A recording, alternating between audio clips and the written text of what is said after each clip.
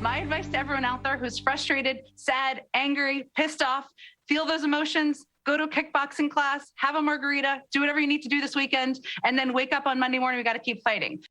It's been a doozy of a week for the Biden White House after Joe bombed during his one-year news conference. So the White House has a new plan. The president will take a back seat on trying to pass his agenda that the country hates. And instead, Joe's going to go on tour to try to convince Americans to like him again. It's a reflection of how he wants to spend his time and his recognition that he wants to spend more time out in the country and less time behind closed doors negotiating. It's a reflection of how our own, of his view, which we share, of how we can best use his time. And there's nothing more valuable than the president's time. But Joe may need to lend some of his delusional confidence to his VP after Kamala Harris summed up their first year in this less than inspiring way.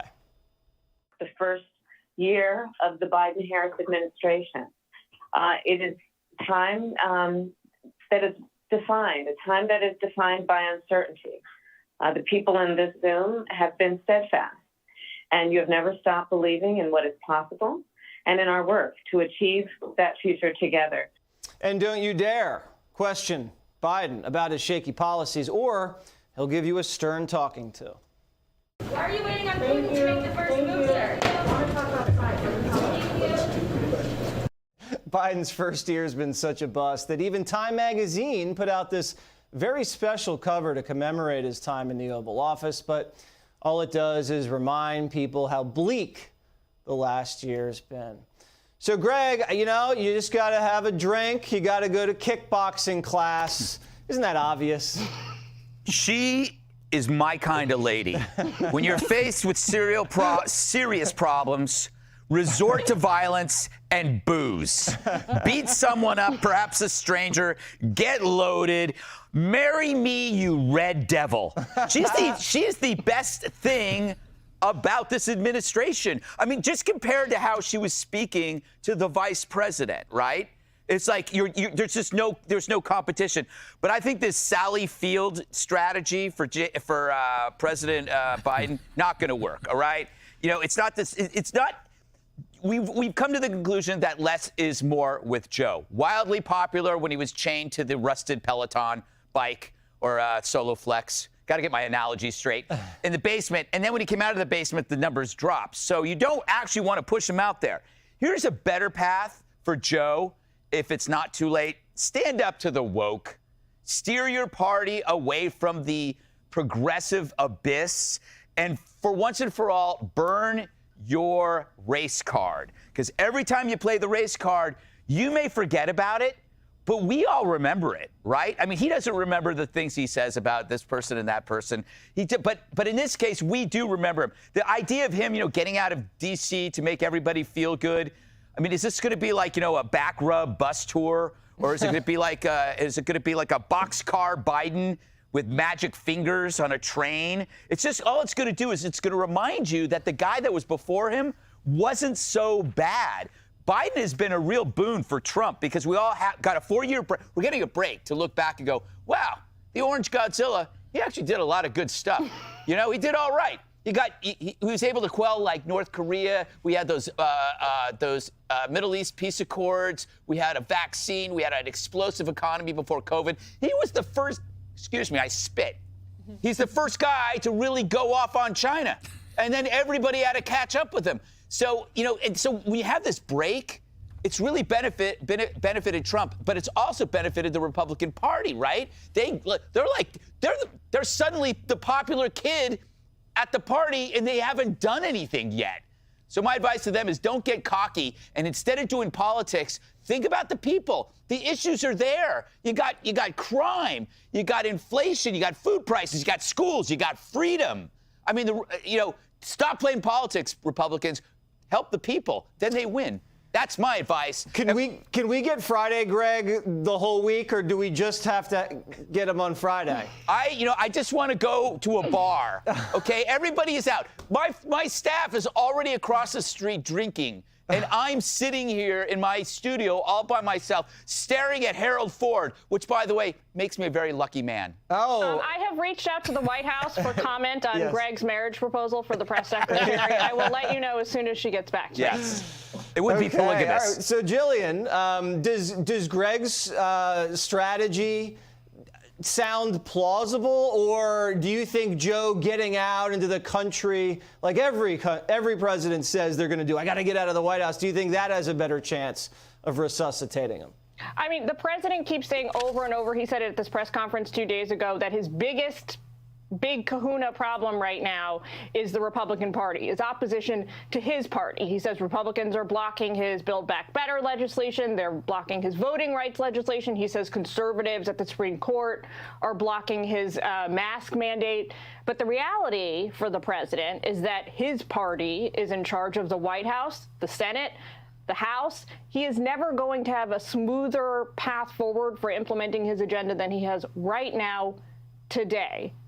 Just checking my email. Oh, we've heard back from Jen Psaki. She says, a lot of hope, but no chance. Oh, striking out as always, Mr. Gutfeld. I'm sorry. Thank God I'm married. Yeah, I mean, not that it matters There's always these that days. to fall back on. That's Yes. right. All right. Harold Ford Jr., you know what this sounds like when the president says, I'm going to get out in the country and get out of the White House? Sounds like he's just going to go to more fundraisers. Isn't that what this is all about? Raise some more money and try to stem the losses in the midterms? Well, I think that stemming the losses is certainly probably the focus and maybe the motivation for it. But I think successful presidents never try to get in front of the people or behind the people. They try to meet people and walk alongside them. Yep. We've had presidents in the past that have gone through turbulence. Obviously, Reagan did.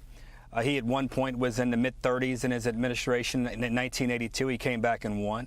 Clinton was in the high 30s. He came back and won. But Obama was at 42 when Obamacare passed. He came back and won. Trump was at 39 and he didn't come back and win. And Carter found himself in the 40s and he didn't come back and win. I think you have to look back. If I were President Biden, you look back at those teams and you figure out what did they do. And this is where Greg was right. You have to focus on where people are. Crime is the issue that has to be focused on in so many communities across the country. I was pleased to see DA Bragg here in New York today. Well, let me get back to that. But I think crime on the mind. First of all, the economy is not doing as bad as some would suggest. We've got to figure out how we get through these supply chain clogs. But crime is an issue that you can lose on. Clinton lost in '94 the crime bill, and crime itself hurt him in many ways. So I think crime, and to your point, Jillian, the economy, meaning inflation in the supply chain and the border. And I was glad to hear the president the other day in his remarks in his press conference say he's going to be president now, and not try to be a committee chairman in the Senate or even a majority leader. Leave that to the legislative branch. And finally, Mr. President, it's best to be like a great cornerback, or like Ted Lasso says, you forget that last play. Forget what happened over the last few months and move forward. Find ways to solve problems. Don't just do the same thing. I'm pleased to see him get out into the country. He should have been in Ohio today with the Intel chief as they announced that $20 billion investment to build semiconductor chips in America. We ought to identify other cities that can be innovation hubs as well. That's what I would do if I were in that White House, and I think the president's trying his hardest to do that. One day, Harold. One day. With me as your speechwriter, we're going places. Oh no, that would be the first thing I didn't do. All right, Dagan, is there going to be a Biden comeback, or is the writing on the wall? No, there's going to be no Biden comeback because he's been fully indoctrinated by the far left, and he is not changing course. Going out and seeing people is just trying to convince the rubes and the deplorables that everything is actually great. He is not changing course because he can't see the failures that have developed from his policies. He goes out and thinks everything is okay. And as evidence of that, and by the way, anywhere Biden goes in this country, except maybe New York City, and even here, he's going to get booed. And that kind of makes me feel good on the inside. I don't know why, but I like when people, suffer. in public. Just a little bit. You should hang out with me. But just one quick thing. The most stunning thing for me from that press conference was Joe Biden talking about getting more advice from outside experts, from academia to editorial writers and think tanks.